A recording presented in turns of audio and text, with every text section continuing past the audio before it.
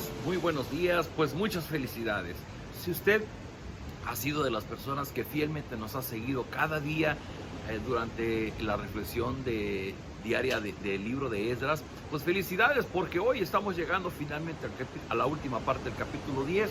Mañana, si Dios lo permite, estaremos iniciando la lectura del profeta Malaquías. Pero hoy estamos en la última porción. En días anteriores vimos cómo Esdras se enteró que los líderes y los sacerdotes del pueblo habían tomado mujeres de los pueblos paganos, y eso era directamente contra un mandato que Dios le había dado a su pueblo desde la ley de Moisés. Y el día de ayer vimos cómo se había levantado Secanías, un varón, y había reconocido y decía: nosotros hemos desobedecido a nuestro Dios al casarnos con mujeres que adoran a otros dioses, haremos todo lo que nos indiquen, obedeceremos la ley de Dios. Y dice Esdras, versículo 5, entonces Esdras se puso de pie y llamó a todos los israelitas, incluyendo a los principales sacerdotes y a sus ayudantes, y les hizo prometer que cumplirían lo que Secanías había propuesto. Y entonces Esdras manda llamar a todo el pueblo, a todos los que vivían alrededor de Judá y de Jerusalén, y los convoca en el patio del templo.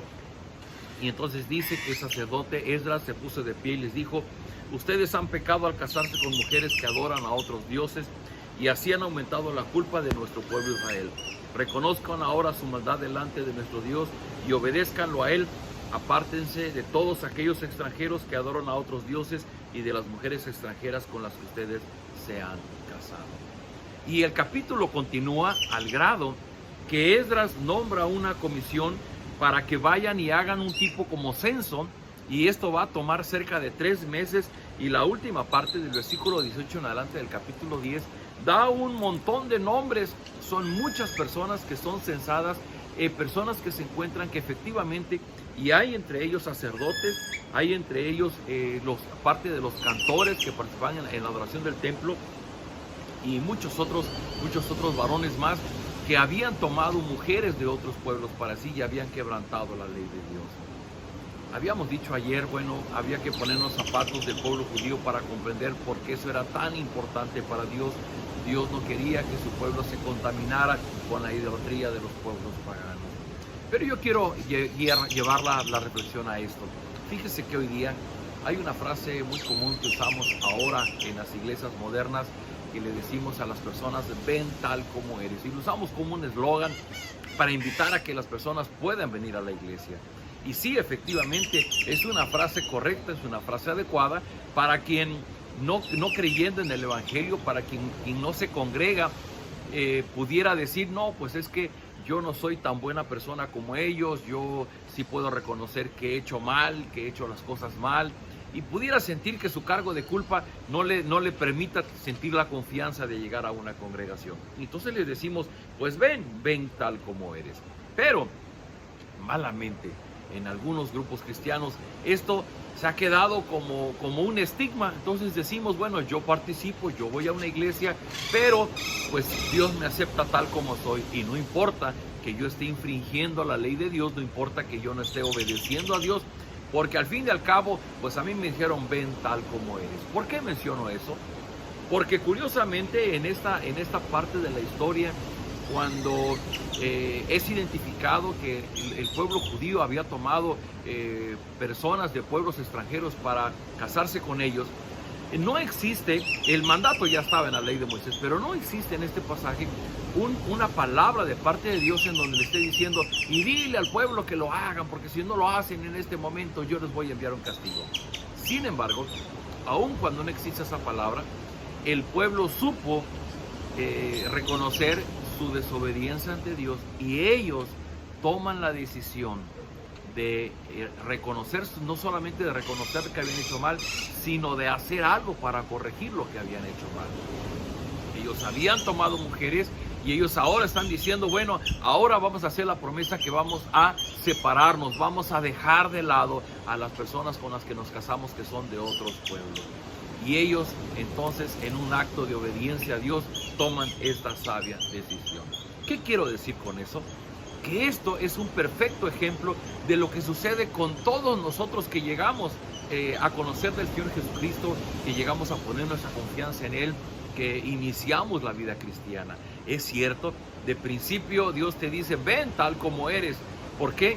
Porque nosotros no pudiéramos limpiarnos, no pudiéramos transformarnos solitos para poder presentarnos transformados delante de Él.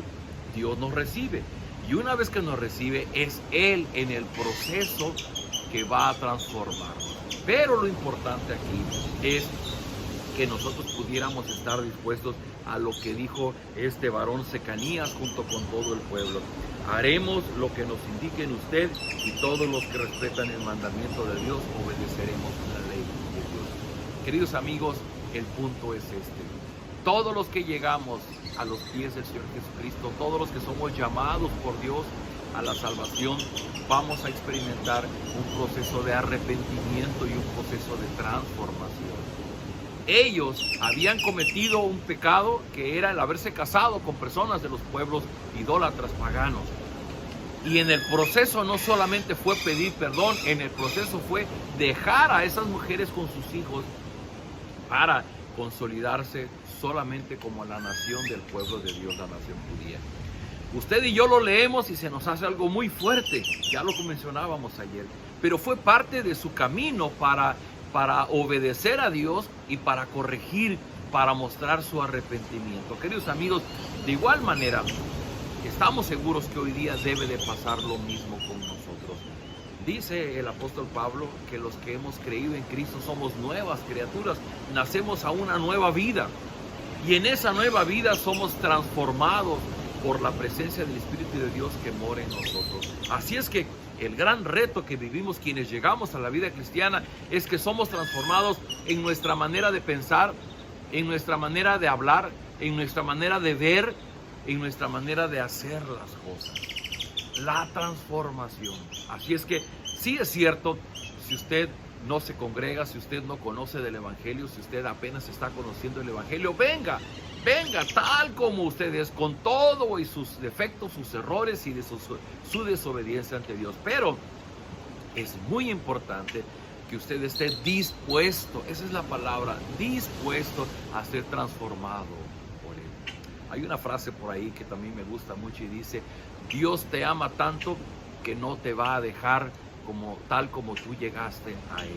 Dios te ama tanto que no te va a dejar tal como eres cuando llegaste a Él. Es decir, Dios te ama tanto que en el proceso Dios te va a transformar para poder cumplir en ti sus propósitos. Porque obviamente nosotros sin Dios pues nos hemos equivocado, hemos cometido muchos errores y tenemos formas de vivir que a Dios no le agradan y que a nosotros nos hacen daño.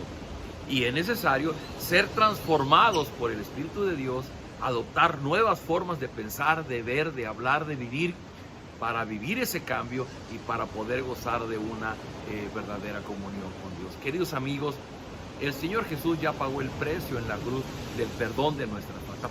Por eso podemos venir ante Él, porque a través de Jesucristo tenemos el perdón de nuestras faltas.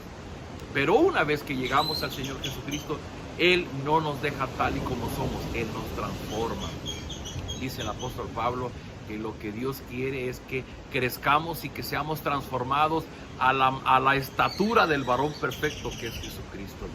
Que aprendamos del carácter del Señor Jesucristo para hacer, para pensar, para hablar tal como Él lo hizo, tal como Él es en este tiempo. Queridos amigos, yo le invito a que oremos y pidamos de Dios que nos dé esa disposición en nuestro corazón, que nos dé esa sabiduría para comprender esas verdades y que en nuestro diario vivir no solamente sintamos pesar, no solamente pidamos perdón, sino que principalmente estemos dispuestos y oremos a Dios que obre esa transformación en nosotros. Estos judíos tuvieron que dejar a las mujeres que habían tomado a sus hijos para evidenciar su arrepentimiento.